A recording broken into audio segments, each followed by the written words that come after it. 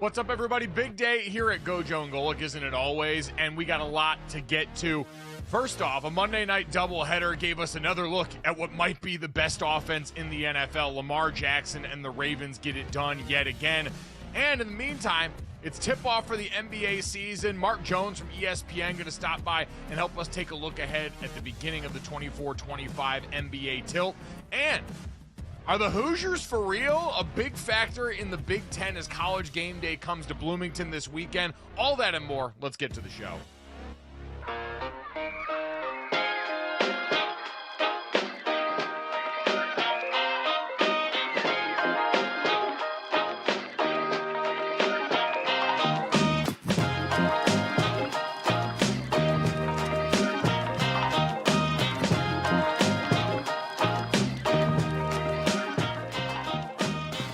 What's up, everybody? Welcome to GoJo and Golic. Mike Golic Jr. and Mike Golic Sr. We are presented by Campbell's Chunky, soup that eats like a meal. And we got a big one coming up today. Make sure you download, subscribe, rate, and review us. Leave us a 5-star rating. And check the show out live Monday through Friday from 8 to 10 a.m. Eastern on the DraftKings Network. Mentioned Mark Jones is going to stop by. He'll be on the call Wednesday for the Celtics-Pacers playoff rematch on ESPN as that season gets going. Our buddy Charlotte Wilder also going to stop by, the co-host of Oddball with Amin El Hassan, to give us the full NBA preseason look ahead as we get tip-off of 2 games tonight and then the rest on Wednesday, Dad. It's getting to be that time of year. We had to say goodbye to the WNBA the other night, but we still get our basketball fix to go along with all the hockey that we got going on right now, the NFL, the college football. It's a great time of year, even though we are staring down the dreaded turn for daylight savings time very soon, and the dark scaries are going to come in, which is why I brought up Woke Christmas the other day. Make sure you do what you need, because once it starts getting dark at 4 o'clock in the afternoon, all hell breaks loose. I'm fine with the time change because I'm in Phoenix and they don't change, so I actually go up. So instead of 5 in the morning when I'm doing the show, it'll be 6 in the morning. So I'm good. I'm good with the time change. I'll be all right. As I forgot, Dad, you and the Arizonites are out there as daylight savings fanatics that are bucking the trends there. I'm proud of you guys for doing what I think the rest of the country all wants to do. I understand farmers deserve our respect and have a great hold on society, and we appreciate everything that they do. But this daylight savings thing is an absolute kick in the nads every time that we have to deal with it. And so we'll deal with that the same way we dealt with the challenge of 2 Monday Night Football games last night, because before we get to anything else, we got to look back at last night, Dad, where we saw 2 games going on. The Cardinals get a win over the Los Angeles Chargers in the late game on ESPN+, and in the early game, what looked like it could be a fireworks show early on between the Baltimore Ravens and the Tampa Bay Buccaneers still finds its way to that. The Ravens win 41-31 after some late onside kicks from the Tampa Bay Buccaneers. But, Dad, this game simultaneously seemed to be about the Ravens offense continuing to be the most dynamic or among the most dynamic in the NFL, given the unique players on it, and also just the utter devastation of the injury for the Tampa Bay Buccaneers, where Mike Evans comes into this game nursing a hamstring injury that he aggravates and has to go out on after a missed touchdown catch early in the game. And then, God, late in the game, you've got the team down 10 points with about a minute left to go, the Tampa Bay Buccaneers, after another onside kick. And Chris Godwin goes down with what was called by Adam Schefter a dislocated ankle. And you saw the immediate reaction there, Dad. So just a brutal blow for a Buccaneers team that looked like they were absolutely ready to compete for the NFC South.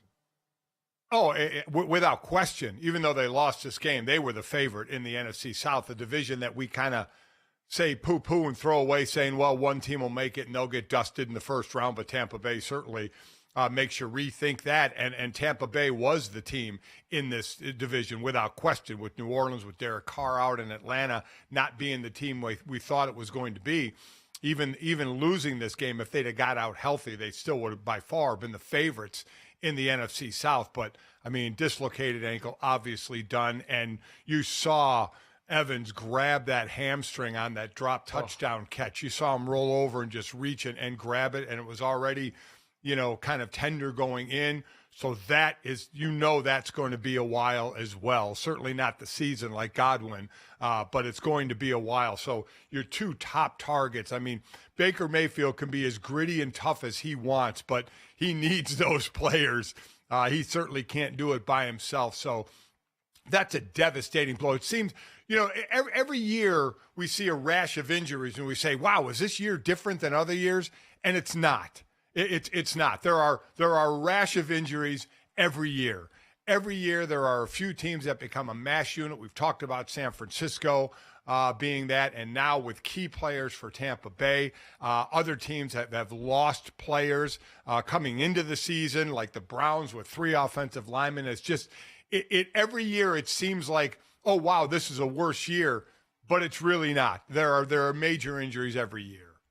Well, and Dad, I mean, the NFC South now basically going to be decided by injury. The New Orleans Saints had already been the poster for this after that hot 2-game start, and now that team completely decimated by injury. And now you've got the Atlanta Falcons sitting here as the only truly healthy team in the South. I mean, we're going to put the Panthers off to the side because they may not be healthy, but that organization, they're not healthy enough to go and play in these waters. And so it sucks because when you watch the beginning of that game, Dad, the way that things changed when Mike Evans went off the field for the Tampa Bay Buccaneers, who had a great matchup against this Baltimore Ravens team that, say what you want about how good they are in a lot of areas, and the Ravens were getting run on early in this game, but especially that deep passing game that's given them trouble all year long. This Bucs team, fully healthy, was perfect to try and counter that, and did a great job moving on the field on them early in this game. And then as soon as Evans went down, you saw the air already let out of the tire some. Dad, I know a lot of people are always critical in those moments, though, at the end of the game, of the coach. And when Chris Godwin went down, I saw plenty of people going to bat asking what he was still doing in the game. 43 seconds left, down 10 points in this one. I don't know about you. I have zero beef with Todd Bowles at this point. This is a team that was within 2 scores, had already connected on an onside kick, and we had to dispel that rumor. You're not just allowed 2 onside kicks. I know that had been out there. There's no cap on the amount of onside kicks that you can attempt when you're down in the 4th quarter of a game. But, Dad, I had zero problems with Todd Bowles and the way he went about things there. I think that was completely unfair of people to put on him. No issue. Absolutely zero issue. You got an onside kick. You have a chance possibly at another one if you score. You're 2 scores down. You're trying to win the game. So, no, I have absolutely zero issue with that. And, boy, the Baltimore Ravens, talk about an explosive team. They had 24 less plays than Tampa Bay, and they had over 500 yards. They had 54 plays, 508 yards. Tampa Bay had 78 plays and 481 yards. They're up 34-10 going into the fourth quarter. This one looked like it was over. And then Tampa Bay scores 21 in the fourth, but obviously the Ravens score as well. Derrick Henry on a reception instead of a run. But they were big playing out, right? I mean, Lamar Jackson throws just 22 times as for 281 yards and 5 touchdowns.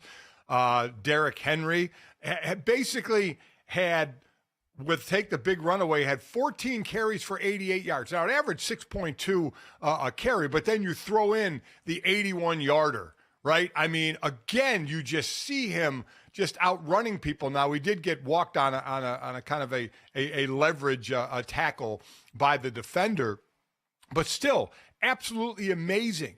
He ends up with 169 yards. They ended up with 244. Again, they're like a college team. Now, that was a big play, the 81-yarder, helping that, but still, they are a devastatingly great running team. What they can do with their rushing attack because of Lamar Jackson is different than almost everybody else in the league because of how dynamic an athlete he is. You see zone read stuff. You see QB power read. You do see plays that are much more akin to college offenses, and because Lamar is so adept at taking hits off him, you feel less risky about it if you're Todd Monken and everyone calling this offense. So they have so many weapons to hit you with. Thankfully, Zay Flowers, who looked like he turned his ankle a little bit in this game, was able to come back in. Big Rashad Bateman game in terms of him getting open downfield. But I think the biggest development for them, Dad, Mark Andrews seems back now. Got in the end zone twice last night. 4 catches for 41 yards, and just in general, looks more himself. You're seeing that connection will come back online between him and Lamar Jackson, and so you add that element back to this offense that was so good it tried to dump it off to Patrick Ricard. And poor Patrick Ricard, who does all the yeoman's work of going out there to block for these guys, unfortunately had it hit and bounce off his hands. You'd have to imagine they're saving up the big one for a more important situation for him. But that's how good a night it was for this Baltimore team. And, Dad, this Baltimore offense is in a position where they can carry this team through anything. We'll have the debate now. You know, we talked the other day about the MVP case to be made in Detroit for Jared Goff, but Lamar Jackson looks like he's going to be right back in the same conversation for the award that he's already won twice and that he's the reigning MVP of there. He's playing MVP caliber football. He looks incredibly in control, and that offense is quite honestly, Dad, going to have to keep putting up points like this because we've seen the back end of that defense just does not have it figured out this year. No, they're just giving up big play after big play. I mean, the entire season, they've given up big plays. And Tampa Bay basically somewhat got back into this game, but their offense for Baltimore had scored so much they kind of put it away. But enough to where Tampa Bay recovered an onside kick and got themselves back into it. Their offense, you know, they were the leading rushing team last year. And we thought, well, they added Derrick Henry, so what if they lead again? So what? What's the big change? There's a difference, right? He is such a complimentary running back to Lamar Jackson. It seems like even more of a devastating rushing attack than last year when they led the league in rushing to this year when they lead the league in rushing. Doesn't it just seem different? Oh, without question. And the fact that they can hold him till the end, they've got so many weapons that there was a point in the second quarter where the Monday Night Crew went down to the sideline to ask if Derrick Henry was injured because they were holding him out and then put him in late in the game to close the door. That's the most encouraging thing of the season for me and I would love to go and look. I'll have to check Next Gen Stats for Derrick Henry's fourth quarter carries now, especially after that Las Vegas Raiders game where they lost because they wouldn't give it to him late in the game. They seem to have course corrected on that, Dad, and with that as a finishing punch, this Ravens team is deadly as any in the sport. And certainly in that grouping we talked about yesterday where, hey, the Chiefs might be the only undefeated, but the Lions look like the best team. The Ravens aren't far behind them, and they might even be ahead of Kansas City because they've got that explosive potential on offense. I think, I mean, again, Pat Mahomes kind of changes the equation, but Lamar Jackson's the returning MVP that I think I would put him ahead of Kansas City, but they just give up the big play. And you know what else impressed me? You know when you see wide receivers run a long route, they almost naturally go off the field for the next play? Derrick Henry had an 81-yard run, and he ran the ball the next play. He didn't go take a break. He didn't go to the sideline. He didn't tap out after an 81-yard run. he ran the next play. He stayed out there and ran the next couple of plays. I was actually happy to see that. Normally you see a long distance play and that person ends up going off the field. Not Derrick Henry. He's officially the closer, right? Because at one point, yeah, he had a low amount of carries in this game, and you're right, the crew talking about not using him a lot, but they didn't really need him. But boy, that keeps him fresh for the fourth quarter.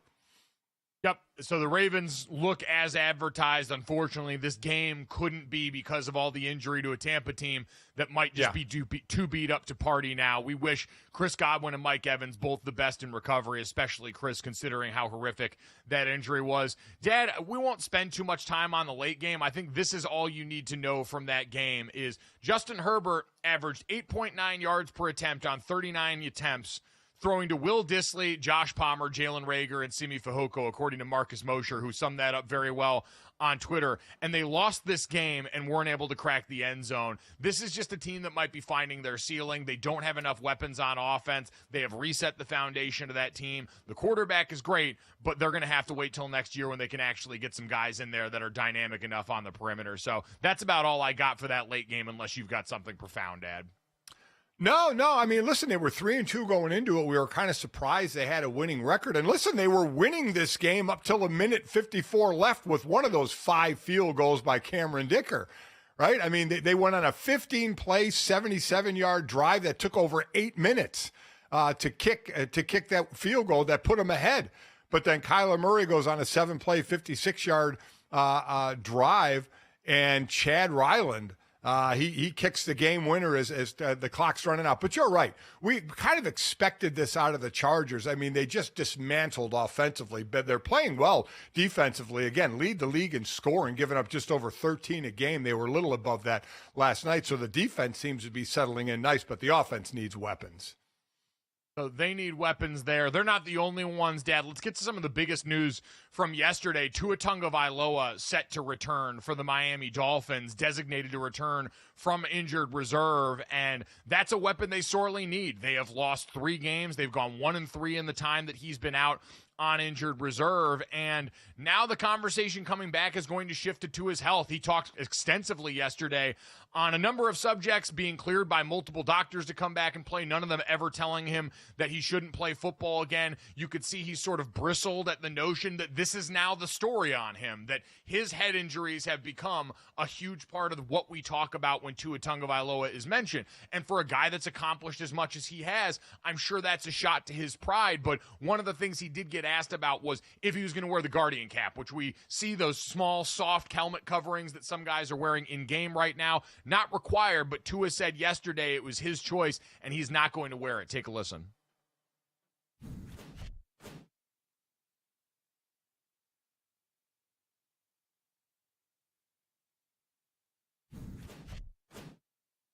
I don't even know if we heard that sound there. Don't think we did, but either way, Tua's not going to wear the cap, Dad. Mike McDaniel said that's going to be his choice. And so how worried are you about Tua as he gets set to step back on the field, Dad, for an offense that we saw missed him more than any of us could have possibly predicted?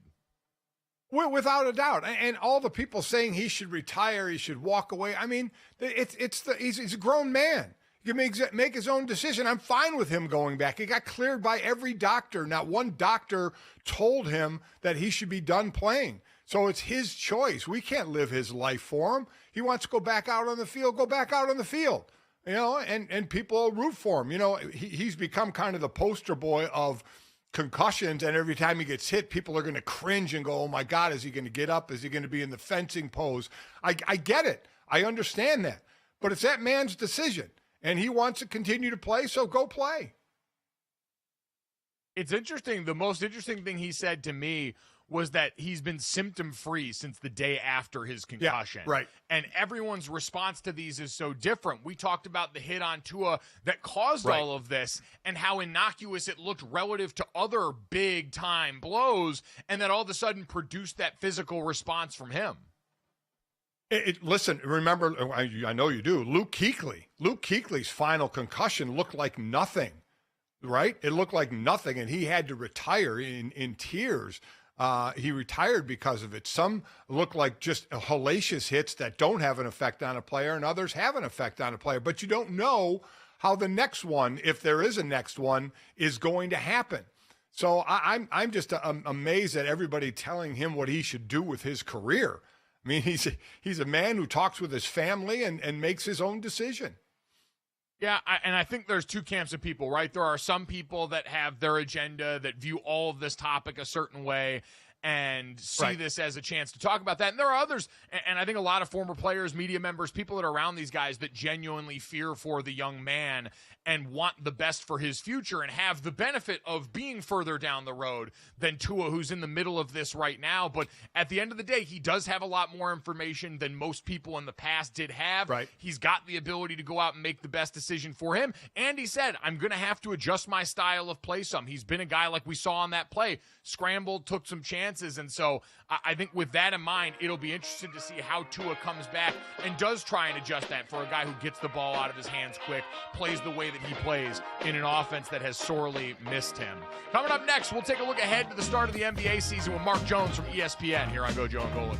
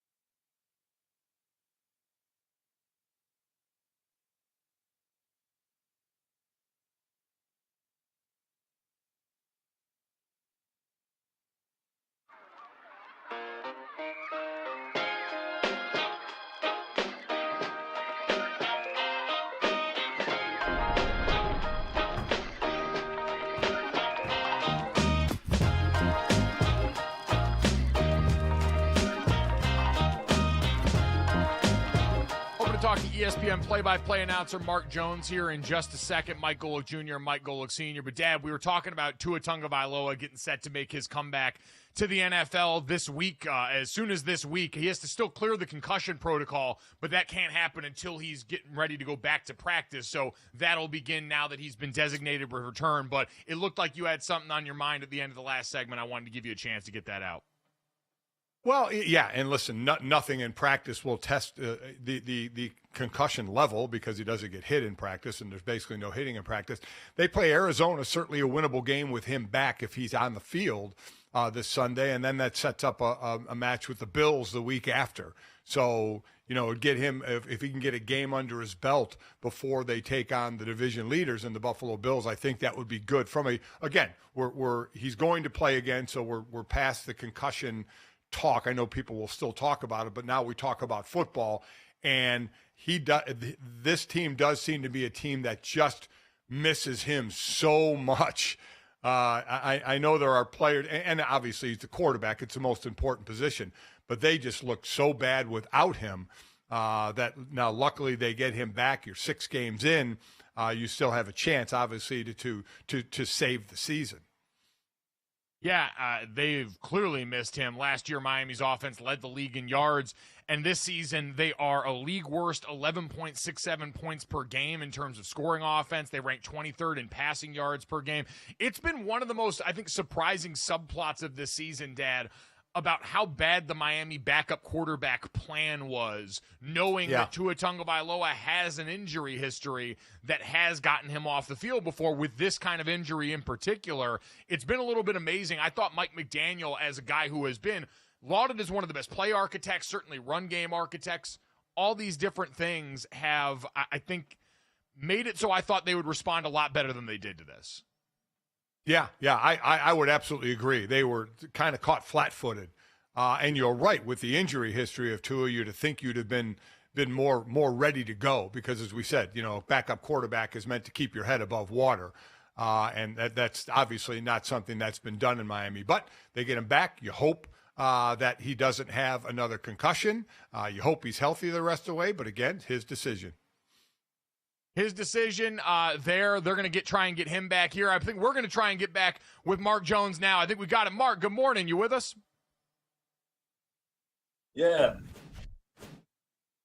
Awesome. There we go. We got you here. Mark Jones, kind enough to join us now, ESPN play-by-play announcer, going to be on the call this Wednesday as the Eastern Conference Finals rematch gets going in the NBA here, Celtics and Pacers. And Mark, just in general, I know you're a big-time ball watcher. We're coming off the WNBA Finals last night. I saw you tweeting your way through that, man. How great has the basketball already been this year as we get ready for the NBA regular season? It's been fantastic. And you know what? The NBA has a tough act to follow with the women and how they played in the playoffs. The postseason was as compelling as any basketball that I've seen in a long time. And it's great to see. It's been a wonderful product for a long time. I can remember calling the WNBA Finals back in the early 2000s when there was 21,000 in the Palace of Auburn Hills, that building that is now no longer. But it was great skill, great talent, and it dovetails nicely into the NBA season where now we see if we can get finally get a repeat champion, guys, because the NBA has had different champs for the last 6 consecutive years now. I got to ask you before we get to the NBA, you watched the finals. They had 2 overtimes, and Minnesota did have a chance in overtime, so we obviously have to say that. But was that a foul with 3.8 seconds left on Stewie? I didn't think so. I would have liked to have seen the officials let them play through that, and there appeared to be a travel before the foul call. I would say that Minnesota didn't get a great whistle in that game, guys. But at the same time, the basketball gods, for whatever reason, they seem to work it out the way that it's supposed to end, I guess. Yep. Yeah. The basketball gods are. I wish it was best 4 out of 7 this year instead of next year. Yes. Yeah, I think if you are Kathy Engelbert, everybody at the league office, and certainly the ladies of the W who are now opting out of that CBA, getting ready to try and cash in on all this popularity, having this kind of finals after announcing you're going to go to 7 next year certainly created the appetite that was already there for that great game. But, Mark, you mentioned, hey, the Celtics are trying to do something we haven't seen in the last handful of years. You're going to get a chance to get a look at them tonight against the New York Knicks before your guys' game on Wednesday. How well situated do you think this Celtics team is to make and have as good a chance to repeat as anyone we've seen recently? I think they've got a great chance to do it, guys, and to break this recent trend of not having a repeat champ in the last 6 years, because they have tremendous leadership on that team. Between the co-stars of Jaylen Brown and Jason Tatum, those guys are the face of the franchise. They are the tenor and the tone of that organization, and they are both very strong but very understated leaders. You don't see it visibly and tangibly all the time, but the way they put in the work, the way their teammates follow, really gives them an outstanding chance to repeat as champions. And then, I think they're going to have to weather a little bit of a storm without Porzingis to start the season. He's, coming off that injury, the surgery. How much does that set them back at the start of the year? Because last year they ran away with it from the start and never looked back. It was never really in question whenever they were whole. So a lot of repeating comes down to being able to maintain the same appetite you had in winning your first one. And I think the Celtics are situated for that with the leadership they have in Tatum and Brown. You mentioned Porzingis out. Other teams are starting with at least some injury going in. Paul George with the hyperextended knee. You have Chris Middleton from off-season ankle surgery going to miss the start of the season, and that's been an issue for Milwaukee, not having those three guys together. Is it the Knicks who will most likely challenge the Celtics the most, or one of those other teams? I think the Knicks have a great shot of obviously being in that top three in the Eastern Conference. I have to see what it looks like throughout the course of the season with Karl Anthony Towns being able to consistently defend other fives at that end of the floor. Scoring won't be a problem for the Knicks this year. Sometimes they, in the past, have been bogged down offensively, despite the creativity of Jalen Brunson. But Towns opens up the floor for them. You'll see them play a little more five out with some of their lineups and be able to keep that lane wide open, and he can exploit defenses. Still, I think maybe the top three best shooting big men in the NBA in Karl Anthony Towns, and defensively, Tom Thibodeau teams are always going to be defensively rated in the top 10. But center depth, a little bit of an issue. Towns doesn't miss games, though, guys. Historically, if you look at what he does in terms of how many games he plays, he doesn't miss games. So that's a really big bonus for the Knicks, especially when you consider Tibbs has a tendency at times to grind his players a little bit. I guess they put very delicately there, and astutely stated there by Mark Jones. Mark, you're right though. The talent of big men in general in the Eastern Conference is so incredible across the board, so much so that I feel like we don't talk enough about the Milwaukee Bucks, Mark. This team that last year added Damian Lillard, whether the coaching changed during the season. Giannis Antetokounmpo still lives there, the last I checked. Is this a team that's not getting its due when we handicap the Eastern Conference race right now? Yeah, if that's a great point, man. I mean, if I'm Milwaukee, I'm thrilled at the fact that nobody's talking about us, right? Nobody's talking about us. And I did their preseason game a little bit earlier, 2 weeks ago in Detroit, and I saw all that I needed to know to tell me that they're going to be in the mix at the end of May, because Doc has an entire season with them. And two, Damian Lillard came out in the first half of that game, in the first quarter, in the first 8 minutes, hit 4 logo threes, and his night of work was pretty much done. He had a great offseason, guys. He did a lot of offseason training. I spoke with him before the game with Navy SEAL David Goggins, getting his mind right. He was doing treadmill work, the assault bike stuff, and climbing mountains. And Dame, I think people forget that last year Dame was traded right before the season. He had to leave his family, his kids. He was going through a very trying personal situation with his marriage. And he talked openly about it. And that took a huge impact on him. And it's going to be a different Dame Lillard this year. He'll be much more efficient. He and Giannis had a lot of time to spend during the offseason together. Giannis got married. He had a great offseason, played with the Greek national team.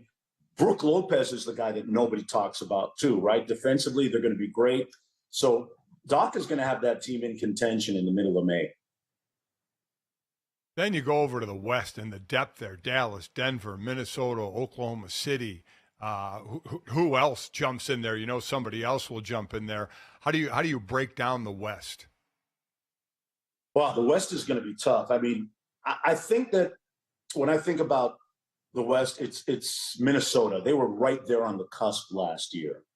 My question is, how much of a difference does Julius Randle make in being able to sustain what Minnesota accomplished a season ago and being able to knock off the reigning champs, coming back in Game 7 by down 20 points, right? And what kind of fit is Julius Randle at the offensive end? The good news for Minnesota, and I think they're going to ultimately come out of the West this year because I think Anthony Edwards is ready to take that over. When you look at Julius Randle at the offensive end, Chris Finch was his former offensive coordinator. He ran Alvin Gentry's offense in New Orleans. A lot of people missed that when the trade was made. And he is a genius at the offensive end. Finch can figure out ways to keep that offense a little bit more open. There were times last year where Minnesota was kind of clumsy at the offensive end. They ranked in the middle of the pack in offensive rating around 14 or 13. They'll be up in the top 10, maybe the top 5 this year because Randall is a little bit more of a facilitator. And I think Anthony Edwards is really to make a quantum leap.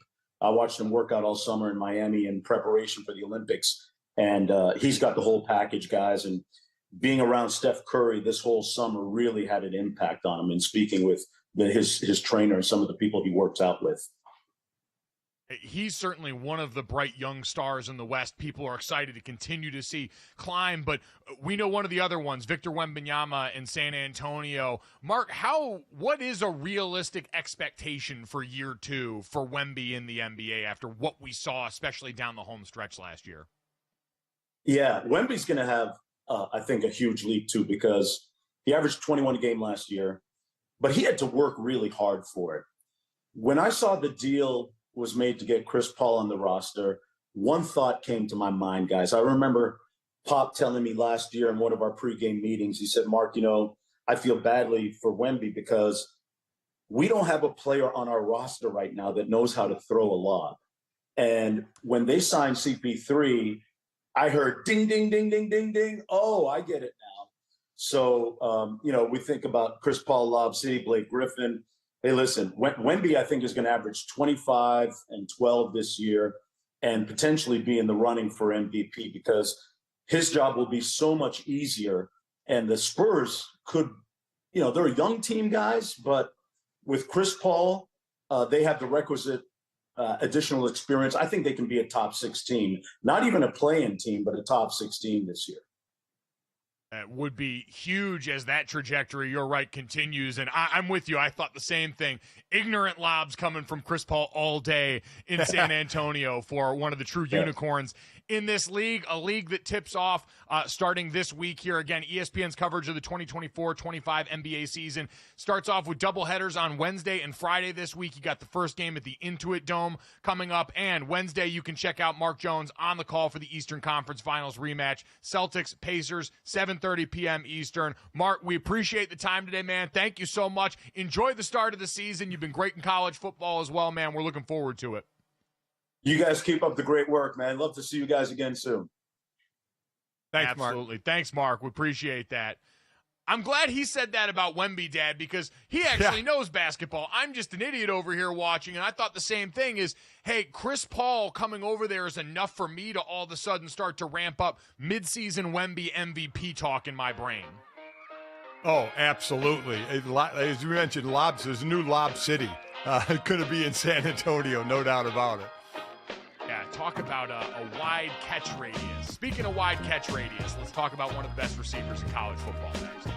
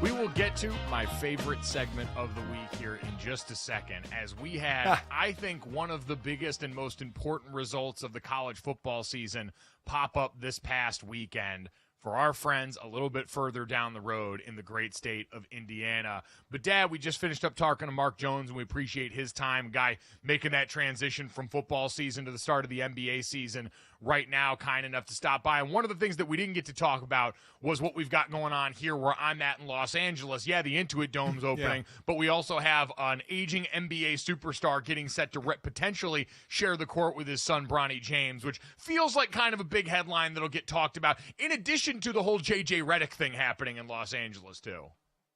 Yeah, and J.J. Redick and Anthony Davis kind of butting heads on analytics. J.J. Redick, a big analytics guy, Anthony Davis saying he doesn't care about analytics, so they're hitting it off. But, you know, again, a lot made of Bronny, not a two-way deal, but has the 4-year contract with the Lakers, and should he be on the bench and all that. And listen, I get the talk, but, man, this is just such a cool moment. Again, the Lakers will be hosting Minnesota, and it's such a cool moment. You know who's showing up tonight in L.A. and will be at the game? The last father-son duo to play together, the Griffeys. Ken Griffey Jr. and Ken Griffey Sr. are going to be at the game.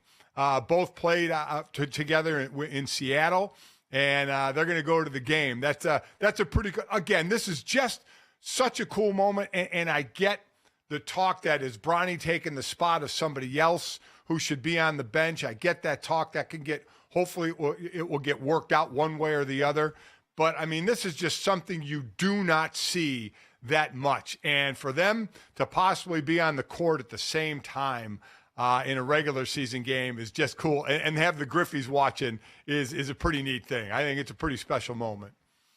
Yep, fun crossover event as we're getting ready to start the World Series. A little baseball NBA mashup there for fathers and sons in a situation that at the very least, Dad, is going to be very entertaining to watch. However it goes, and we don't know how that is. Certainly the preseason doesn't look like it was too kind to Bronny on the court, but we'll get to another Lakers rookie that I'm a little interested in coming up in just a little bit when Charlotte Wilder joins us in the second hour. But it's time, Dad, to hand out the award that I look forward to each and every week, the Offensive Lineman of the Week. It is presented by Campbell's Chunky, soup that eats like a meal. And my, oh my, the gift they have given me in getting to bestow some love on my chunky brethren is just too much to give thanks for. And this week it goes to the Indiana Hoosiers, Dad. This was a team that we've talked about a lot going into this season, and a lot of it's had to do with Curt Cignetti, their head coach, coming over from JMU, bringing a bunch of transfers there, leading them to an undefeated record that's got College Game Day coming into town. Curtis Rourke, their quarterback, who's been sensational and a Heisman contender so far this year, that looks like he's going to miss the game coming up this weekend as they get set to host College Game Day with an injury to his thumb.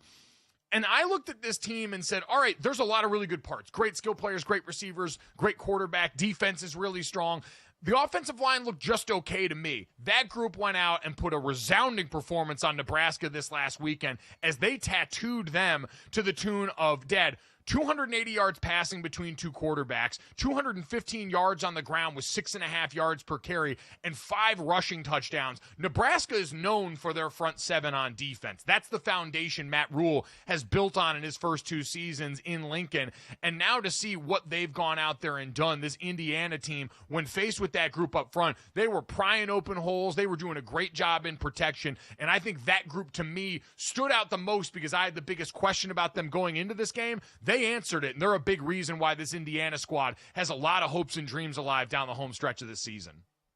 This Indiana team, just week by week, we just have to talk about them more and more because they're getting it done. Obviously, the offensive line and offensively getting it done. Defensively, they're 7th in the nation in total defense, 7th in the nation in scoring defense, giving up just over 13 points, 4th in the nation against the run. I mean, this is a solid, obviously really, really good defense to go along with the offense. And the schedule, They have Ohio State, but Washington, Michigan State, Michigan, which we know Michigan isn't what they were last year, but still a tough game. Then Ohio State and Purdue. So it's there for them to prove it on the field, especially when they get to Ohio State.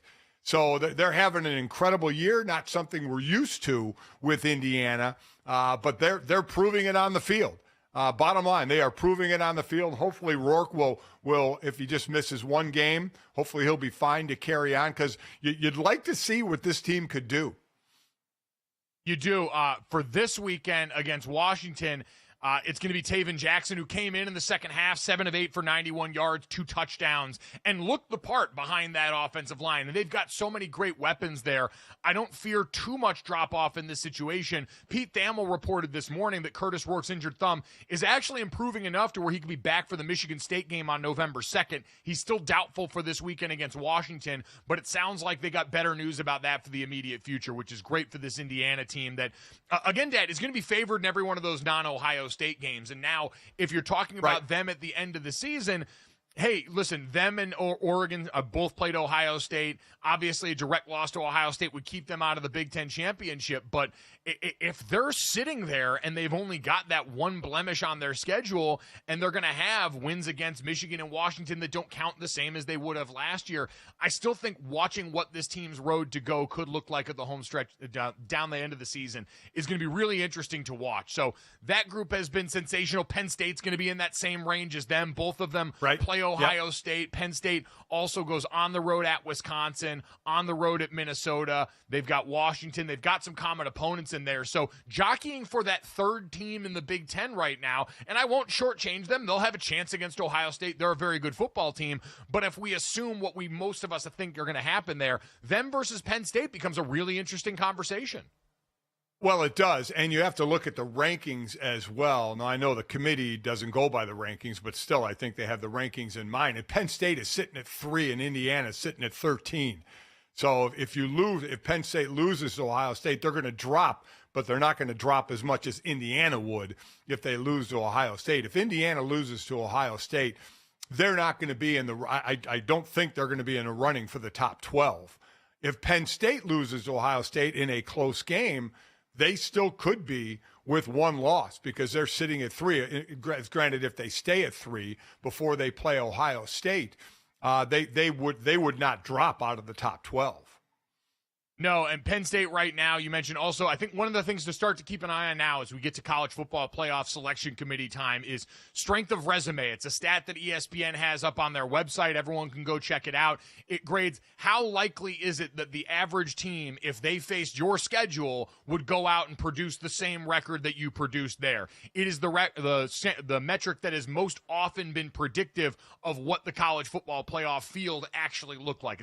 I've been through the mock committee exercise, albeit not for 12 teams, but traditionally that's been one that the committee weighs heavily in the way that they analyze these teams. Penn State right now, 5th in strength of resume. Indiana all the way down at 11th. So not far out of the top 10 and within range. The interesting part is Indiana's strength of schedule 109th versus Penn State's 70th. And if you look at the remaining strength of schedule, for Penn State, remaining strength of schedule 16th, albeit very carried by Ohio State. For Indiana, it's 17th. So they don't have a markedly harder schedule to make up a ton of ground on Penn State with that in mind, Dad. But the picture is going to change a lot in between because so many of these teams are going to start to play each other and continue to ahead of them, and that's going to take care of some of that. So Indiana's firmly in a mode where they control their own destiny in how this is going to go to an extent going forward. They would need some help. I'm with you with the Penn State of it all, but this is a very interesting team that came out of nowhere for a lot of people this season and now has a real shot down the stretch, as does, Dad, another team I want to talk to you about briefly.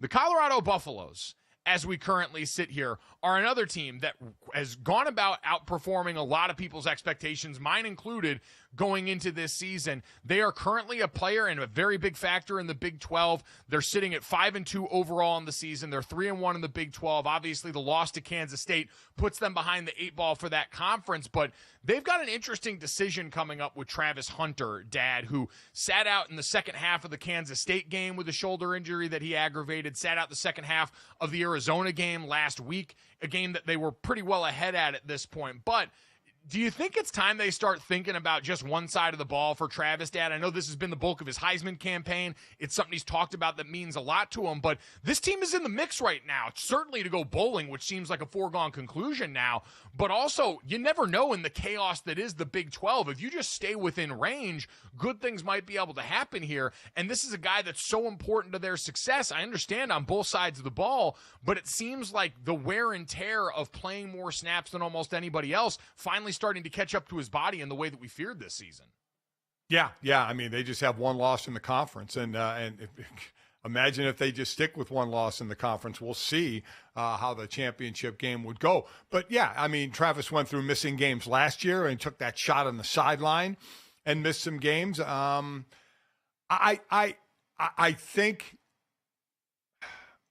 think they're going to try and push him for the Heisman, though. I really do. I think they believe that's going to bring so much notoriety to the school, and they're showmen, right? Between Dion, between Shedeur and Travis. Now Travis getting interviewed, Ashton Genty getting interviewed, both about the two non-quarterback Heisman candidates, both kind of going back and forth. So I think that they will continue to play him both ways. I think they will too. And listen, they kind of need him both ways. Hunter is leading all FBS players in snaps played this season. He's third in the Big 12 in receiving yards entering Saturday. He's got 49 catches for 587 yards and 6 touchdowns. I do think if you were going to just do him on one side of the ball, defense probably needs him a lot more. Offensively, Shedeur Sanders is an incredible quarterback. Yeah. We've seen the way that he spreads the wealth in that offense and has without Travis on the field for the last couple of games in some critical moments. And so I think they'd be able to get by that way. But, Dad, we know when it's a stated goal, Travis wants to win the Heisman. This is something he's talked openly about. I'm with you. It's difficult there. And he is such a big impact on both sides of the ball. It's hard to say the team doesn't need that either, that the best version of Colorado has Travis playing on both sides. It just feels like in a world where they're giving everyone involved the best chance to succeed, Travis probably only plays on defense given the fact that we're seeing his body break down under a snap load that nobody else in college football is playing right now. Yeah, that would be an interesting conversation he and Dion would have because, again, just one loss in the conference, so they're right there with a lot of teams, a couple undefeateds and a bunch of one-loss teams. So you got to see how it all plays out. But I have a feeling that they'll go for it. They'll go for the Heisman. I really do. And listen, it is different. You know, wide receiver and corner are plays where you can sub multiple guys in. You can get other bodies in there. Those aren't positions, not like offensive line where it's usually just the same 5 guys out there the entire time. So there's ways to massage and manage this. I did appreciate the Ashton Genty back and forth, though. He got interviewed as well and asked about the Heisman. His response, and this is what we talked about when we mentioned Travis the other day, where, hey, listen, self-promotion is fine. Both of these guys. Ashton Genty went out and said the same thing. He believes that if the Heisman were voted on today, he should win the award. The just biggest difference is he gave the love to Travis. He said Travis is doing something that we've never seen before, but I'm also on the cusp of breaking a record that hasn't happened in 35, 36 years. And so that's pretty damn impressive. I think both of these guys do have a lot of respect for each other. I think that's become abundantly clear over the course of this. Both of these guys right now, as it lines up, are going to get the trip to New York.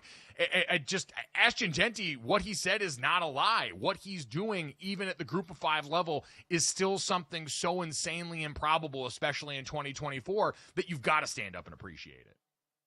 Yeah, you do. And like I said, I do think he'll keep going for the Heisman because while they only have 2 losses, they're not ranked. They're not even in others receiving votes is Colorado, and they don't play one more ranked team the rest of the season.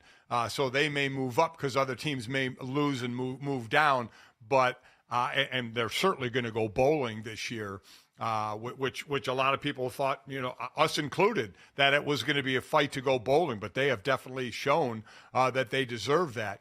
But I don't think they're going to be in the running for the Big 12. They're not going to get the love in the rankings because they're not playing any more ranked teams. So I do think they'll keep playing Travis. Yeah, and that's the tough part for Travis, too. Heisman moments. We talked about this the other week because Utah has slipped, because Kansas isn't who people thought they might be before the season. Now, all of a sudden, you lose out on those marquee stages, and so you've got to continue to do something special and extraordinary to be considered in this particular conversation, and playing both ways about the most special thing that you can do. Coming up next, speaking of special, our buddy Charlotte Wilder is going to stop by and help us get prepped for the NBA season here on GoJo and Golic.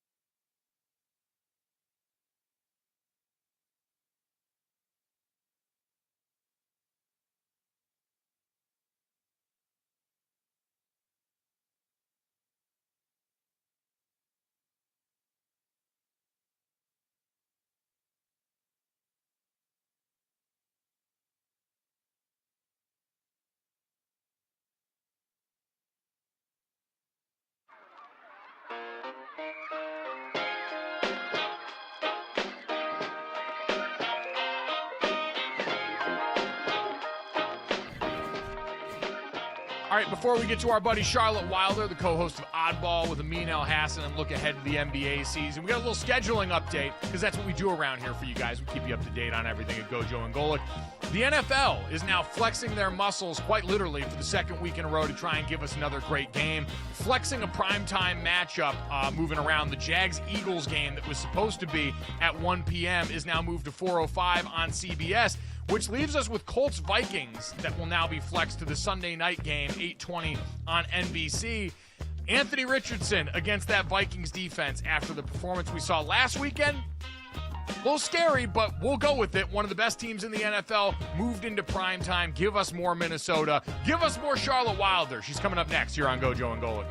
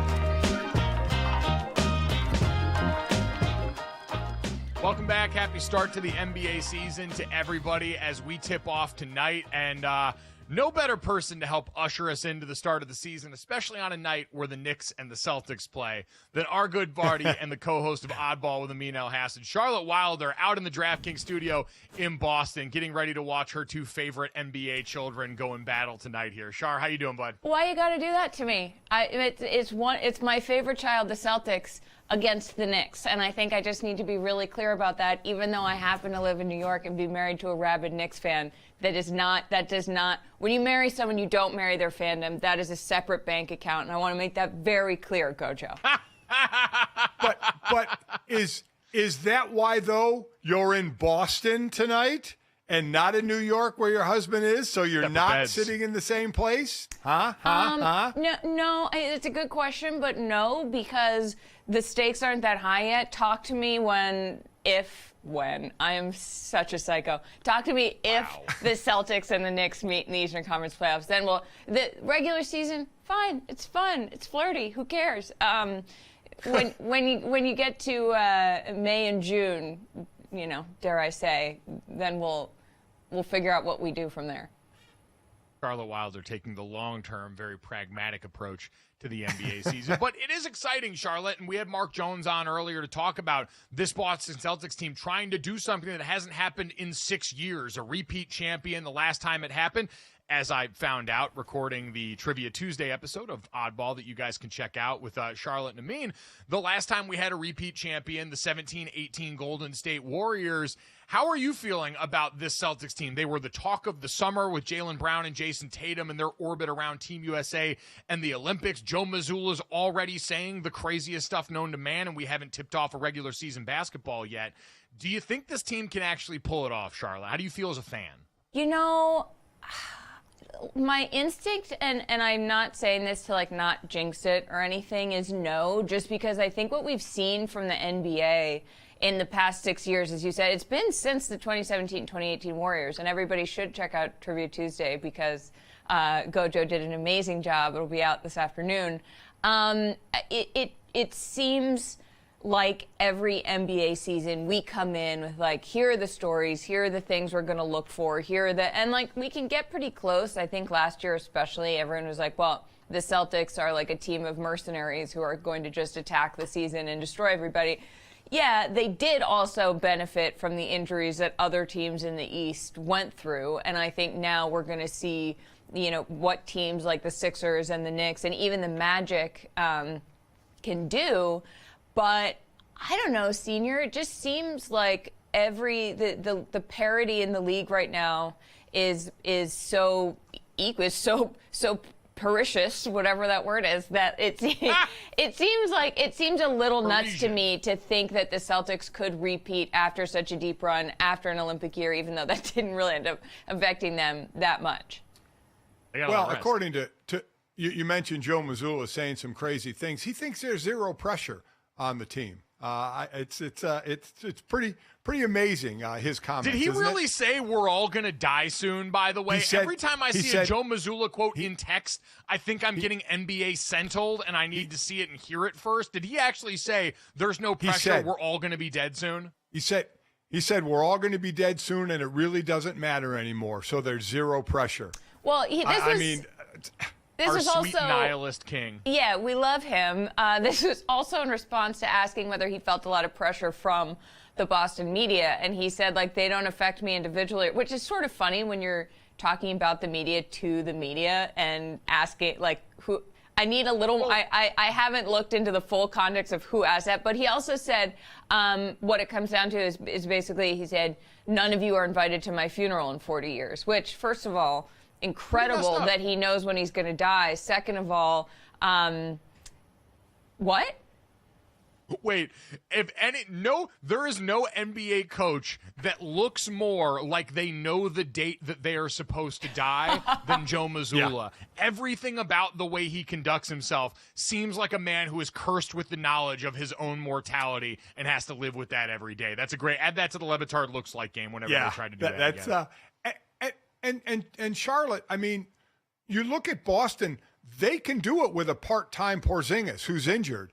But Philadelphia can't do it with a part-time Embiid or Paul George, who already hyperextended his knee, or a part-time Chris Middleton, who misses the start of the season because of all-season ankle surgery. Those teams can't do it with part-time parts of their stars, but the Celtics have proven they can do it with a part-time Porzingis. Yeah. Say that 10 times. Part-time Porzingis. Part-time Porzingis. Tough. From playoff P to part-time P. Oh. Yeah. I know. I mean, it's so interesting to me because I think the Sixers were presented with this sort of incredible problem, which is, do you give Embiid the money that you know he is worth, even though you also know that he is so prone to injury? Because it's like they don't make Embiids. Like, you have Joel Embiid, you pay him. And then I think to me, when they made the move for Paul George in the offseason, I was like, really? That's what we're gonna, empty the bank for, just because he is older? He has, his whole thing is that he's been injury prone. So then which is a mean thing to say, I don't really mean that. But then you team those guys up together, and you'd think that the Sixers would be looking at this a little bit more in terms of in the off chance these guys are healthy together, this is an amazing roster. I don't think that should be the first thing that people are saying when you look at this lineup. And look, maybe it'll work out. Maybe the timing will work out. Embiid got paid. Maybe he doesn't care so much about the MVP race and having to be healthy for those 65 games. Maybe they're going to play way more conservative. Maybe got, Tyrese Maxey. They have Kyle Lowry now. Also, Kyle Lowry, it's very funny because I saw Jared McCain, the rookie who does all the TikToks. He was on the bus doing a vlog, taking a vlog on his phone. And you can hear Kyle Lowry in the back just say, hey man, what are you doing? And Jared McCain's like, I'm just getting B-roll. And then Jared McCain turns the phone around, and he's on his face and he's vlogging. And you can hear Kyle in the back going, what, are you B-rolling? Shut up, man. Why are you still B-rolling? And Jared McCain's like, this isn't B-roll. And just to hear the language of our business. They're having fun, and I do think that the other guys on the team can be hugely impactful. When that's what you're betting on, I don't know, Mike. I think they're one of the teams that's in an interesting spot in the Eastern Conference in general. We already mentioned Kristaps Porzingis and how that injury is going to impact the season. We've talked at length about the 76ers, who are ultimately going to be defined by that, whether they like it or not. And then the other team we talked with Mark Jones about earlier, Charlotte, was the Milwaukee Bucks, who that's kind of been the story for them the last couple of years with Chris Middleton. While we're all waiting to see what it looks like with Dame Lillard now, with time under his belt, more settled in Milwaukee, Giannis and this team at full strength, Chris Middleton and his availability does seem to be a weird capstone to the way that this team operates. Yeah, I don't think I realized until last night when I was doing some research. He's had surgery on both ankles this offseason, unless what I read was completely incorrect, but I think that's right. And I was like, and I think too, when you've got Brook Lopez, who obviously is, has been amazing for them on defense, he's getting older. Giannis is 29. I sort of forget that. He's been around for so long that I often think he's older. This guy is in his prime, and I think that, Amin and I were talking about this last week, where Amin was like, all of these, the legacy conversation shifts around all of these guys if the Bucks can win, including Doc Rivers, including the coach who came in to take over from Adrian Griffin halfway through last year. Didn't really have a chance to put his own system in place, now has an offseason. The thing though, Senior, that I think is a little suspect in this situation, or not suspect, but I don't know how good it makes me feel, is that in terms of the Bucks' chances, is that Giannis and Dame, I don't think, practiced together at all in the offseason, Yep. one of them said. And that, to me, you don't have to be best friends. You don't have to hang out. But I feel like if you have an offseason where you have these two unbelievable talents that who can both do things we've really never seen before, and they have a chance to pair up, and that can change both of their legacies. So Dame could get his first ring, Giannis can get another. Why wouldn't you do everything you can to harness that? Yeah, listen, I agree. And the fact that we kept waiting for the three of them and throw Chris Middleton in there to play together for a substantial amount of time, and they never did, and they're not going to start the season off that way. We keep talking about Boston, the Knicks, Milwaukee, the 76ers. Who can crash the party? Can it be Orlando? Can it be Cleveland? I mean, who else could possibly crash the party? I mean, yeah, I think it can definitely be Cleveland or Orlando. I made an outrageous prediction that Cleveland would be in the play-in tournament, and now I don't remember why I said that, because they held their own against a Pacers team when Cleveland had literally nobody, and the Pacers were mostly healthy last year in the playoffs. So I think that Donovan Mitchell, you saw that Skims ad. He's been working out. He's ready to go. And I think Orlando, definitely, Paolo Banchero is incredible. And what they're building down there is really special. And I think that we're getting to the point, this season to me, guys, feels like a potential turning point where instead of saying, these names that we've known forever who are on the Sixers, who are on the Celtics, who are on the Bucks, it's going to start, I think we're going to start seeing something. Here's my prediction for the East. Something that nobody is predicting is going to happen this year. Someone's going to crash the party. I'm not totally sure who that is, but I think that the East is ripe for someone to come in and make all of our offseason talk completely moot. All right, well, the Cavaliers that you mentioned and the Orlando Magic, neck and neck in terms of their odds. Cleveland, the sixth best odds to win the East at plus 2,200. The Magic right behind them at plus 2,500. We will, when we figure out which team is going to fit Charlotte's criteria for that, make sure to let you guys all know. In the meantime, let's get some more concrete predictions out there as we look to the doubleheader that we've got tonight. Again, the Boston Celtics and the New York Knicks play at 7:30 on TNT. The Minnesota Timberwolves and the Lakers play the late game, 10 o'clock Eastern. And so let's get to a little segment we're going to call Pick and Prop. It is the DraftKings King of the Court that we've got coming up this NBA season. DraftKings is your home for player props, and we're giving away $10 million in bonus bets to start the NBA season. All customers can get a daily NBA player prop profit boost for the first 10 days of the NBA season. Place your daily NBA profit boost token on a pregame player prop for one of the players of your choice. If that player is the leader in points, rebounds, and assists combined that night, they will be deemed the king of the court, and you would then win a share of the $1 million paid out in bonus bets. So check it out. It's on the DraftKings Sportsbook app. Let's get to some picks tonight and try and see if we can help people get to their king of the court.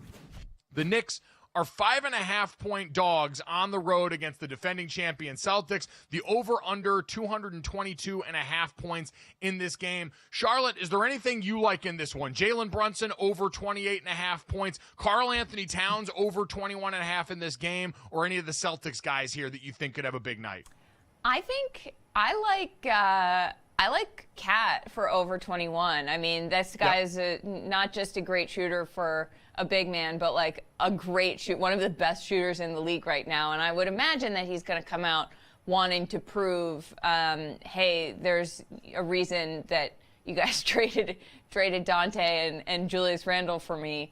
I also think that the ring night of it all is really interesting because the Celtics are obviously they're such a high, but then the Knicks are going to be watching them raise the banner and get their rings, and I feel like sometimes that might motivate a team more than seeing their own banner go up, is seeing someone else's banner go up and being like, oh, you think we're just going to let you win after you did that? But let's go Cat. Let's go Cat for over 21.5. I like that.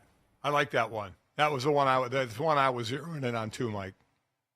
Yeah, I would say I root for the funniest possible outcomes here. And to Charlotte's point, in a summer full of motivational moments for this Boston Celtics team, where Joe Mazzulla's got all this ammo to work with, Jason Tatum felt slighted, Jaylen Brown felt slighted, they're still not getting there doing any of the individual award conversations. What would be better on the pile for that than a loss on ring ceremony night to the Knicks team that everybody's excited about and wants to see? Carl goes off, average, by the way, 21.8 points per game last year, so they're right on the line for that one. Carl goes off in game one. Everyone gets hot and bothered on Knicks basketball, bing-bonging our way through this, and the Boston Celtics get to quietly go back to work. Charlotte, and Joe I'm Mazzulla says that it's a good thing because it motivates them for the rest of the season.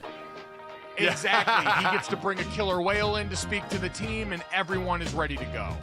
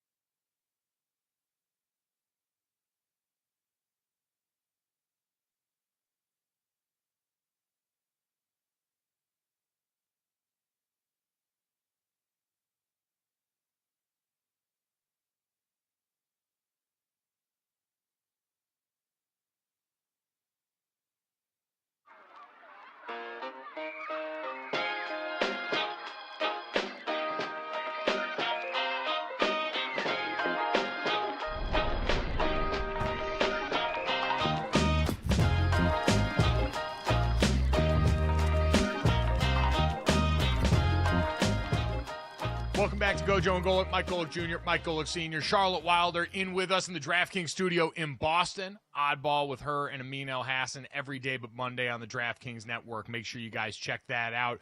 They've been doing a great job talking ball for a while. We've been focused on football around here at the end of the WNBA season, the MLB playoffs. So we haven't had a chance to go full NBA preview just yet, so we're going to do that here now. We talked about the doubleheader coming up in the last segment. Let's zoom the lens out a little bit and take a look at this season overall and hit a little bit of NBA preseason superlatives here as we look ahead to the upcoming year. And let's start off with the granddaddy of them all, championship favorite guys.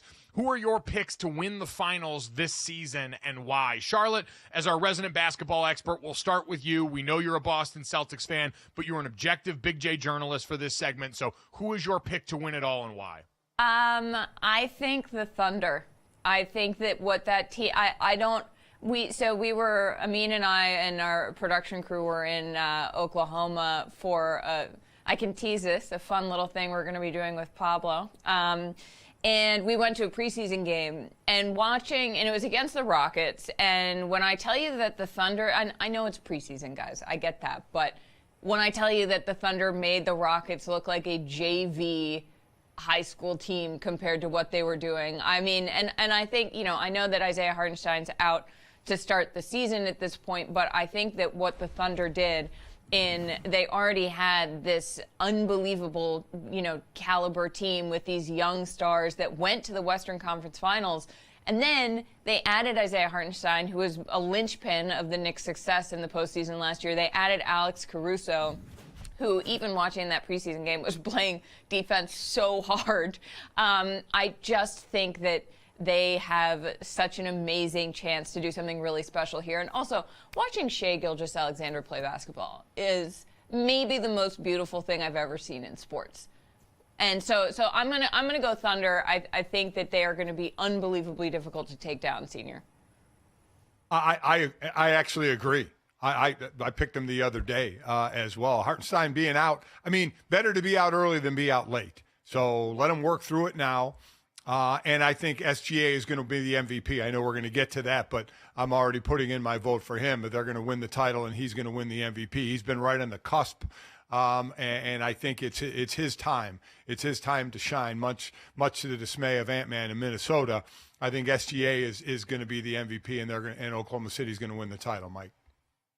God, as a third guy, I would love to say something different right now, but going back to this spring and seeing what Oklahoma City did, I said then I want to buy stock for them this upcoming season. They made the Hartenstein trade, which really addressed the critical need for them that we all saw exist in the postseason. So I'll make it a full sweep here for Oklahoma City. Plus 650 on DraftKings Sportsbook. They're the second favorite behind the Boston Celtics, who are plus 310 to win and repeat as champions. The New York Knicks also on the Knicks. The Denver Nuggets, I feel like the vibes around there are off right now. Heard Mike Malone talking about the team's not in shape right now. We saw the way that sort of fell apart at the end of the year last year. So all these things, I'm kind of pushing away on that.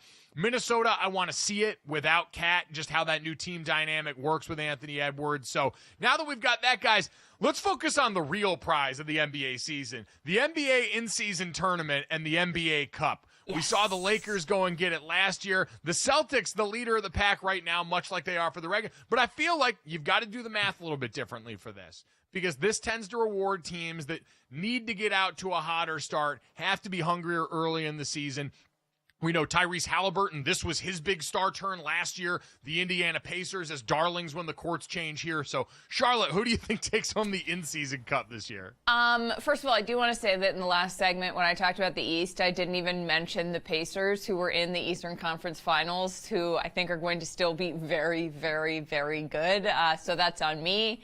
Having said that, I think the Knicks are going to win the NBA Cup. I honestly think that this is something the Knicks care so much. The Knicks care about Jalen Brunson took less than he was offered to stay with the Knicks to try to win a championship there, which is a wild move, but which I think is the kind of attitude a team that is going to win the NBA Cup. The Knicks have not won anything in a very long time. We all know that. This would be a chance to bring some hardware home to New York. Fans would lose their minds. Fans in New York would be like the NBA Cup. They would change the name of the Empire State Building to the NBA Cup Empire State Building Emirates, whatever it is. And I think that this is for a team that tries really hard, needs a win early, and also is hard-nosed blue-collar basketball guys. Well, tries really hard early. That's Thibodeau. I mean, he's going to drive those guys without question. Charlotte, I'm agreeing with you all morning. That's the team I was looking at. It's not an injured team right now either. And the cup kind of grew on me. Last year I was just like, when are the games? Don't know when the games are. Some of the players didn't know when the games were. But by the end, it really grew on me. Again, they need the finals in Vegas. They need to put the cash on the floor like at the poker championship. I think that would be a nice addition to show the cash. But I'm with you on the Knicks. I think they feel they have something to prove, not just in the finals, but from game one on. I am going to go with last year's runner-up and say the Indiana Pacers, who we just talked about not getting enough credit here, I think they're going to find a way, get back to the finals, and avenge their loss so that they can hang their in-season tournament banner and proudly show that off the way the Los Angeles Lakers do as a part of their rich and prolific history. All right, guys, we've got the cup out of the way. Now we can get to lesser matters here. Let's talk about the NBA MVP. Often contested, an award that seems to just change hands potentially among Serbian players, as Luka Doncic is the odds-on favorite this year. We know Nikola Jokic got that back last year after a brief stop in Joel Embiid's hands. So, guys, those are the two top favorites, Luka and Nikola Jokic here. Dad, you already said you're going with SGA at this point, right? SGA. Yeah, I'm going with SGA. Yeah, I think they win the title. I think he's the MVP. I think it's his time. Yes. You know, Charlotte, what about you? Yeah, I mean, that's the right answer, I think. Like, in my heart, I'm like, I think that that's right, Senior. Also, though, I want to say Jason Tatum, because everybody, and when I said this, people have truly laughed at me, like saying, well, the Celtics are so great. He's never going to, you can't break out on a team like that. They have so many star players. He's been overlooked. And you know what? I do think that the vibes around Tatum right now, I will be the first to admit, probably not a favorite for MVP. But I think that after this offseason, after everybody, you wouldn't know that the Celtics won a championship from this offseason. And that you especially wouldn't know that Jason Tatum played incredibly well, except when he didn't, I guess, in the finals, because he didn't play in the Olympics. And that's the whole narrative. And then Joe Mazzulla's out here saying he's, you can come to his funeral, you're not invited to his funeral. I just think, hear me out, I think that there is a chance that Tatum can, all of this might be too much, and he might just say, you know what, I'm going to ball out of my mind, and he might actually be able to do it, Gojo. You know what? Not a bad pick, especially for all the reasons you lined up there. He's a guy that is firmly in his prime, too. You talked about that with Giannis Antetokounmpo before. We spent so much time scrutinizing these young Celtic stars when they were young, and now they've arrived at the point where they've got all this postseason experience, and they're generally in that age range when NBA players play their best basketball the most consistently. I'm going to be really unfun here and go with Luka Doncic, getting a finals appearance out of last year, the strides that team took. Kyrie Irving is a legitimate number 2 there alongside him, has all, I think, created enough of the momentum that you kind of need for this award as a first-time winner to go ahead and break through, sort of akin to what Joel Embiid did a couple of years ago to get his first. I think offensively, he gives people so much of what they want. The only guy I think he could take it out of his hands would be Wemby, though. I truly think we're getting ready for the Wemby massive turn season this year. I think that Chris Paul addition, we talked about it with Mark Jones, the lobs, everything else, and just that veteran seasoning for a guy that seems hardwired to work in the way the all-time greats are made of. I think we're on the cusp of something pretty special. He's got a new hairstyle this year. All that screams like a guy who's going to push for a real MVP consideration in addition to a bunch of other awards. He won Rookie of the Year last year, so let's get to Rookie of the Year favorites. And Charlotte, this is sort of an interesting one. Not a heralded rookie class. We talked about this around the draft. Zach Edey, the favorite on a Memphis team that's going to be really interesting this year as John Morant and company get set to return. Who do you like for Rookie of the Year?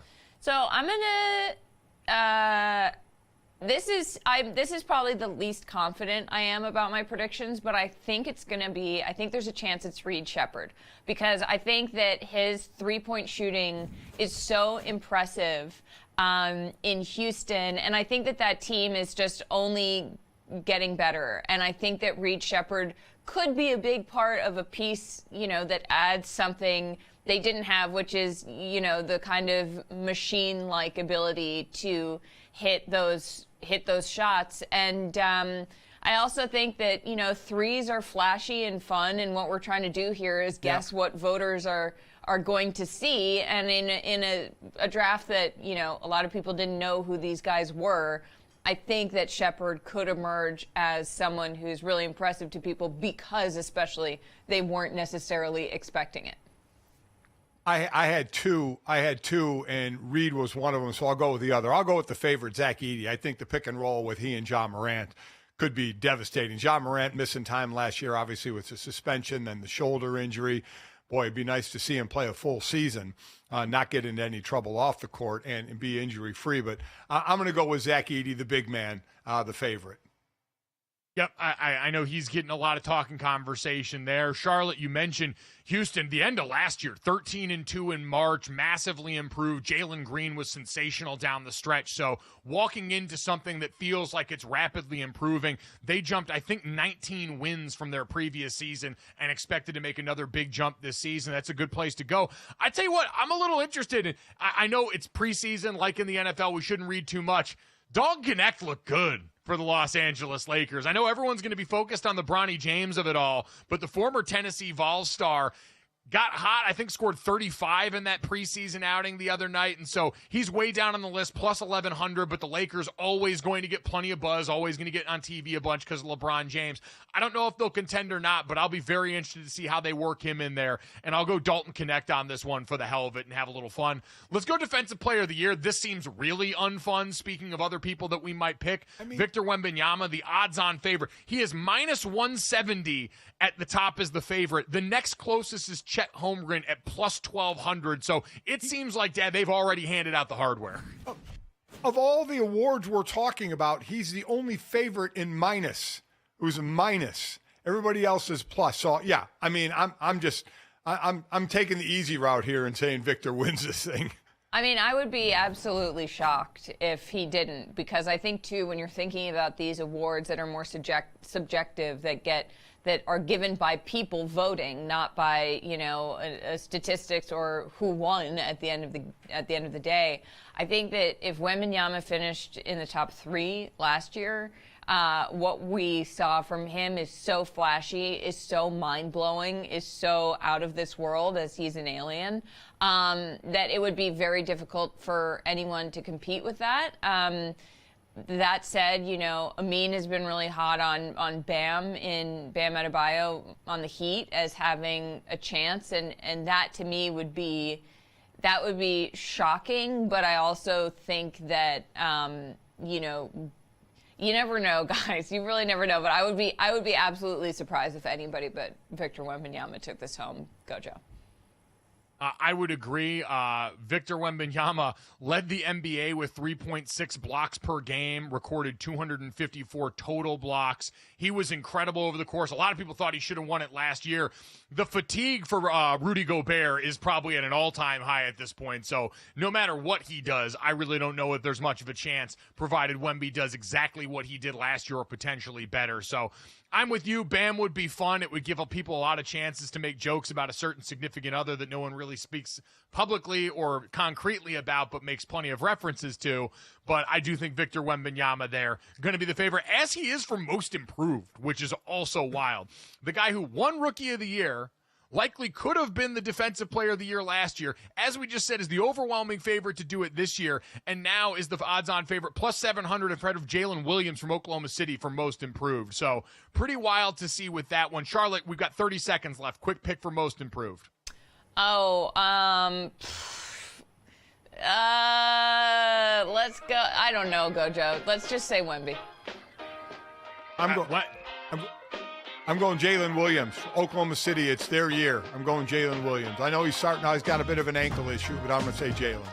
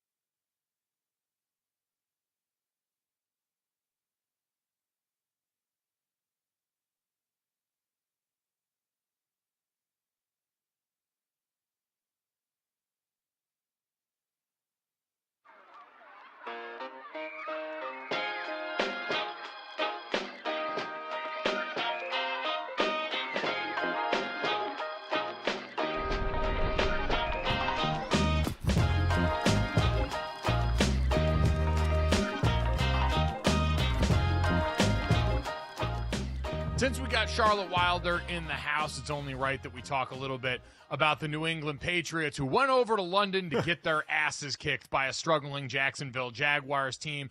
Tank Bigsby ran all over them, 26 carries for 118 yards and 2 touchdowns in a game where the Jacksonville offense was able to find its footing against the Patriots defense that coming into the season we all thought was going to continue to hold the standard that had existed under Bill Belichick, and we thought was going to continue under Gerard Mayo. And so it's no surprise when Gerard Mayo got to the mic, he had less than stellar things to say about the current toughness of his football team. Take a listen. Look, disappointing game. Disappointing game. We came out, we started fast. What I would say is, look, we're a soft football team across the board.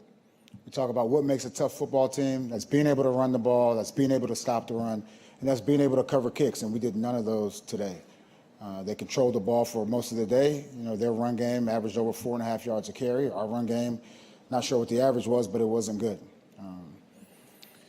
Look, back to the drawing board. I mean, we can't sit here and pout. We just got to put a game together. The average for their run game was 2.5 yards per carry, 15 carries for 38 yards in that game. And, Dad, you know this is a former defensive player, and you could see it all over Gerard Mayo. There is nothing these people take more personally than getting run on. Nothing. And the Jags, they could have beat them. If Trevor Lawrence had thrown for 385 yards, it would not have hurt Gerard Mayo nearly as much as that performance from this weekend. You could pass for 500 yards on me, but don't run for a high hundreds or 200 some yards on me. Don't, because that is dominating the line of scrimmage. That's physically imposing your will when you run on a team and get run on. That is just, it's a horrible as a defensive player. To me, there's not a bigger way to lose, because you get beat and you get physically beat up, which led to Gerard Mayo saying we're soft on the lines of scrimmage. You couldn't get a running game going. You got manhandled on the O-line. You got manhandled on the front seven on defense. There is no bigger embarrassment for a team than to get handled on the lines of scrimmage. And Charlotte, while it is disappointing in that regard and concerning somewhat because the Patriots having that defense remain the standard while they're in transition, I thought was important. But at the same time, complementary football eventually takes a toll, and the offense has been so inept for so long. I'm not stunned that this defense is starting to show cracks, but at the same time, the Patriots this year for me was a binary in terms of success and failure, and it was going to be how they handled their rookie quarterback. And you have to, at least, if you're a Patriots fan, and I'd be curious from your perspective, as you guys all have to kind of adjust and recalibrate expectations, Drake Mays looked good through 2 games, 26 of 37 for 276 yards, 2 touchdowns, and no interceptions in this outing, Charlotte. I do think that has got to be the thing that you hold on to right now if you're a Patriots fan trying to stomach this. Yeah, totally. I mean, I also think that what Gerard Mayo said, he said we are a soft football team right now.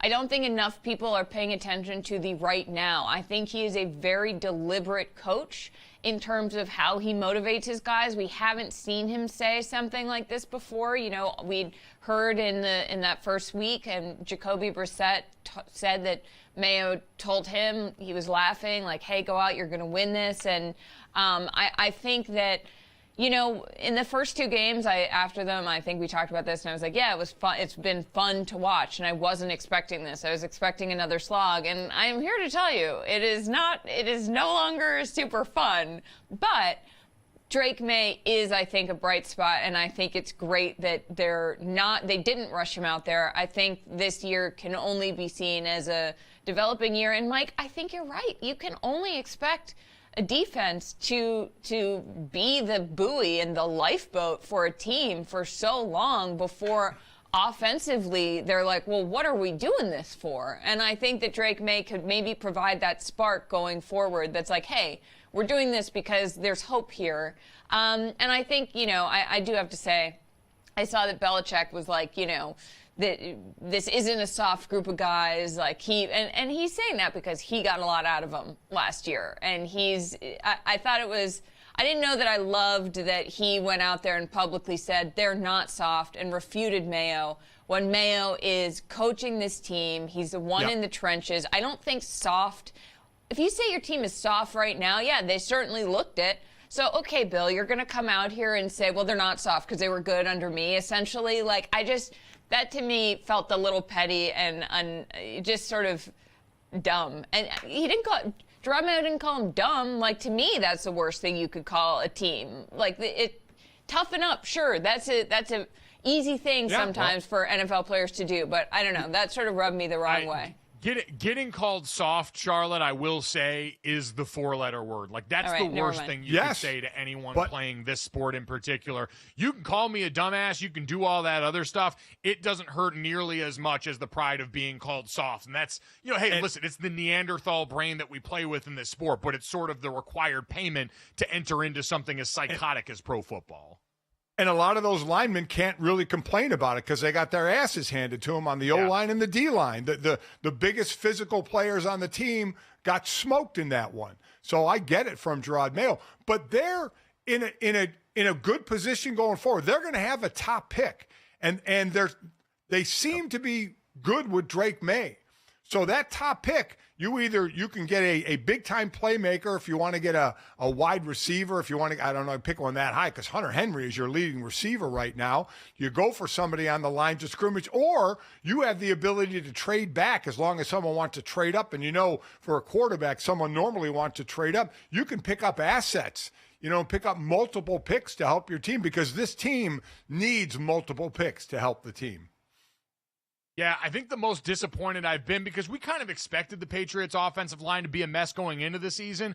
The wide receiver room, Jalen Polk's had a rough start to his rookie season, and I really liked him coming out of Washington. I thought him as a physical, contested catch-making receiver could really be helpful to a young quarterback, and so far it just seems like he's had a really rough go out of the gate. And so I'm with you, Dad, though. I do think the future there has the potential to be bright, provided you can keep doing this, because Drake May's gone out behind an offensive line that's not playing well and managed to survive, only sacked a couple of times in this last one. And so I think for him, it's encouraging. And listen, Charlotte, there was a lot of pressure that was going to be mounting on him after the start that Jaden Daniels had, after the start that Caleb Williams had in this season. And I think Jaden Daniels, I do want to touch on that briefly while we're talking about rookie quarterbacks, because we got some good news yesterday after the thing we were all worried about. The debate that we largely had around these two quarterbacks was centered in my mind, at least in part, on Drake May is built like the prototype. Jaden Daniels has a much slighter frame and often put his body at risk. We saw him go down in the first half of this last game with an apparent rib injury. Here was his head coach Dan Quinn yesterday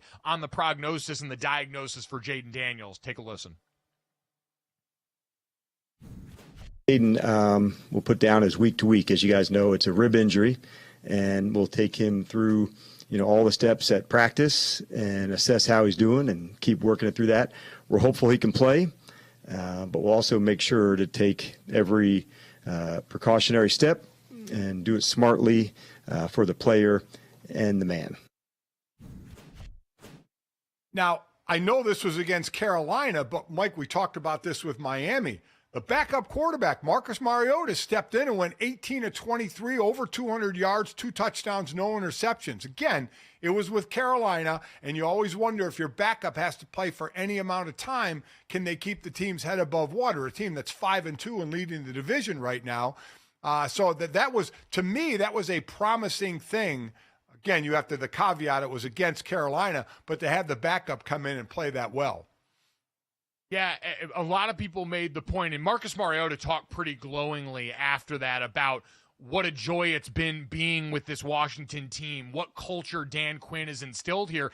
And that's not insignificant given what we're talking about. The Washington football team, the Commanders, that have been the total opposite of that. The worst vibes when Dan Snyder was the owner there, a team that was more known for scandal and scrutiny than it was quality football, to now have that totally flip. And this is what we talked about last year, remember, with DeMeco Ryans. We were so focused on Chicago potentially being the place that could pull off what the Texans did in 2023. So far, far, it's been the Washington Commanders that took a new head coach and a new quarterback coming in and seem to have completely hit factory reset on the way that this franchise not only is perceived, but perceived itself from the inside out. Coming up next, we'll talk about one NFL team that unfortunately may see its window for a championship closing rapidly on GoJo and Golic.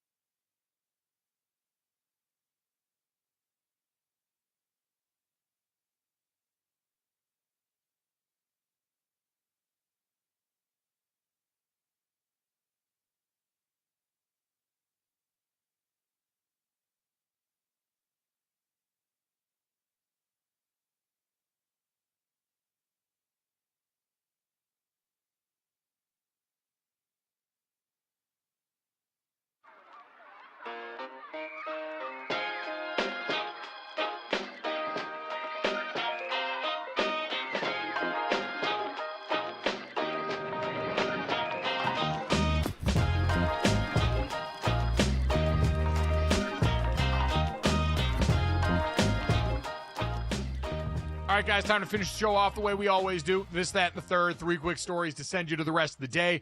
Make sure you download, subscribe, rate, review us, leave us a 5-star rating. Check us out live Monday through Friday, 8 to 10 a.m. Eastern on the DraftKings Network. Our YouTube channel, Samsung TV Plus, Roku, Xumo Play, WatchFree Plus, Google TV, Sling Free Stream. It's all. There's so many places that you can watch us. Go and find them. Tell your friends to watch us there. Help an elderly relative set this up on their television and just set it on this channel so it stays there the entire time. They'll enjoy it. You'll enjoy it. You'll have something to talk about at the holidays. But if you have to miss us live for whatever reason, or any of our great guests, shout out to ESPN play-by-play announcer Mark Jones, who you're going to hear on the call Wednesday for the Celtics and Indiana Pacers game. And, of course, our buddy Charlotte Wilder, co-host of Oddball with Amin El Hassan, who stopped by for the second hour, as she always does for a Wilder Wednesday on a Tuesday.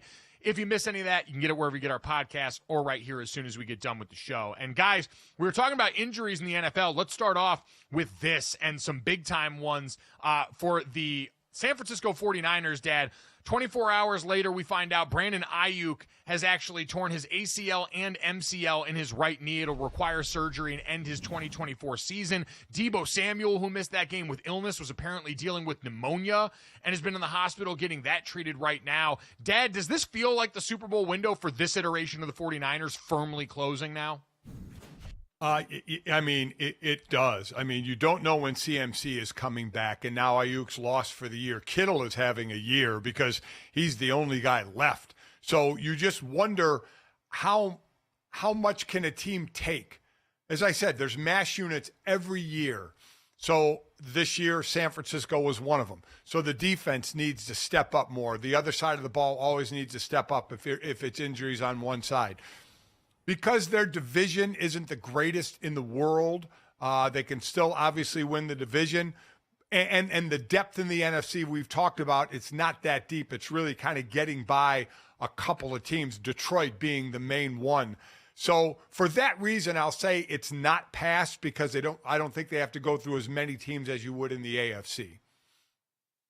I'll say it's open a sliver, but man, there's not any air Yeah. getting in right now for this team. Now, they could still, in theory, get Christian McCaffrey back this season. Dre Greenlaw on defense would be another huge one. That injury from the Super Bowl still keeping him sidelined. And so the cavalry could return to an extent. Juwan Jennings should hopefully be back as well, who missed this last game and had shown up well for those guys in their absence this season.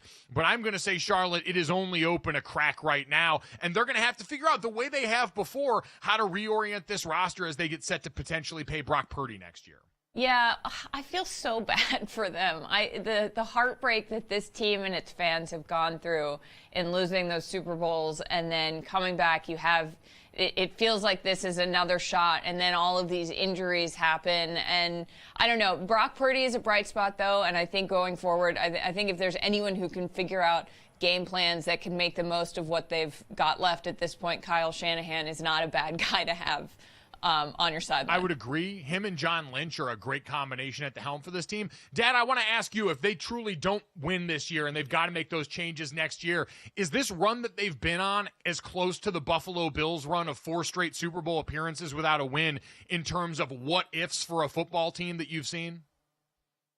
Yeah. I mean, listen, those 4 years of Buffalo, I was involved in those years. It was something to watch it just not get over the hump. Again, I would take it for those that say Sure. I'd rather not go to the Super Bowl than go and lose. I'd stick that. I'll go to the Super Bowl and lose. It means that I had a chance for the title. I mean, listen, those two have worked well to get them to a certain point.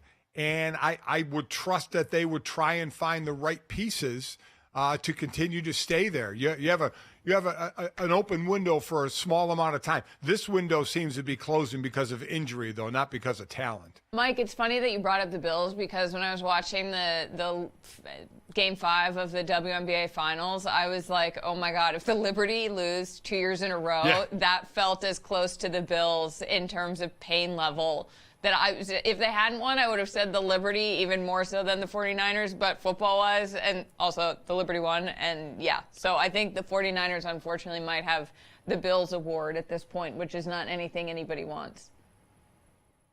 No, certainly not the comparison you're looking for, unless you're most of the rest of the league who would kill for the run that they've been on here. Guys, let's get to that. Big news out of the W, coming off of a sensational WNBA Finals with the New York Liberty, one of the league's original team, finally get their win.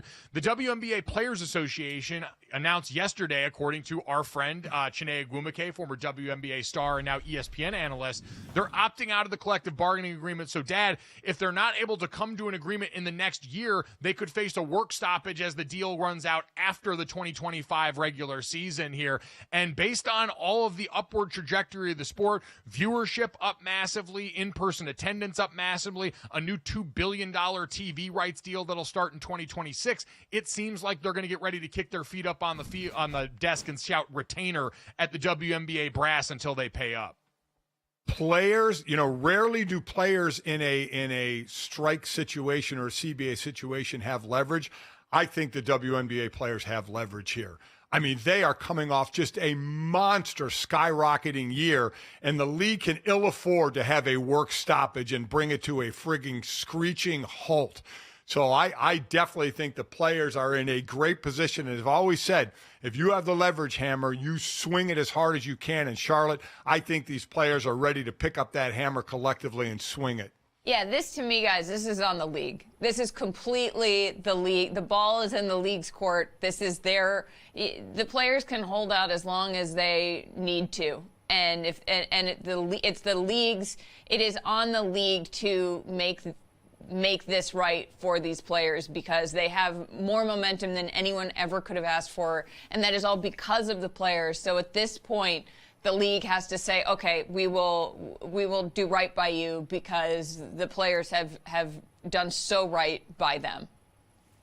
Yep. No one wants to see the momentum slowed, though. I do think there's good motivation on both sides to continue what they've got going on. That should go through next year. We know there's a bunch of young stars in college that are going to make their way to the W soon. And so you want this healthy new standing. And for all the bad actors out there that are still going to point to disparities between them and the NBA and people wanting to be paid the same versus a fair amount, what they're probably going to look for, and I think the biggest area to make up ground, is the revenue split. In the NBA and in most pro sports leagues, it's closer to a 50-50 split of, hey, whatever we all make, half goes to the owners, half goes and is distributed amongst the players here. The WNBA receives a 50-50 split, but according to my buddy Robin Lundberg over at Sports Illustrated wrote, it's a 50-50 split of incremental revenue, meaning it's the money made by the league beyond a target goal. So not exactly a 50-50 split, and I think that's a great starting place for a league that's made great strides in player travel. They also want amenities for players that have kids and have growing families. A lot of areas around how these players are treated that I think are very doable for everybody involved. So looking forward to that. Congratulations to them on a great season. We're always rooting for labor in this, and I have a feeling, like Charlotte said, they got a good opportunity. Let's finish this off with something that Charlotte brought up in the third earlier in the show. Kyle Lowry's got a new teammate in Jared McCain. He's making content on the bus, and Kyle Lowry is sounding like a boomer in the back as he does it. Take a listen. Exactly, it's a time lapse. Hello, future Jared. Glad I had to practice. Shut up. Shut up. Get off the camera. There's somebody pushing me. His weird hands pushing me. Stop B-rolling. So I'm going to be honest, Mike, this is like more our generation learning, like the fact that Jared McCain knows what B-roll is, which is, you know, the picture that you roll under voiceover or as an establishing shot. That to me was more impressive, but I definitely related to Jared McCain being like, what are you doing? Because that's sort of how I feel when I see a young person with a phone. Kyle Lowry is 38. Jared McCain is 20. I mean, you want to talk about a generational gap. I am all on Kyle Lowry. I'd have been going, what the hell are you doing? I'm on Kyle's side. It's so cute. Even though you sound like the guy screaming, you know, shaking his fist on the front porch. Kyle's back there with his Walkman headphones on like the Jordan bus picture, just trying to get right for this game here. We hope we got you guys right for the day. If we did, download, subscribe, rate, and review the show. Leave it a 5-star rating. Thanks so much. Enjoy the tip-off of the NBA season. We'll talk to you tomorrow.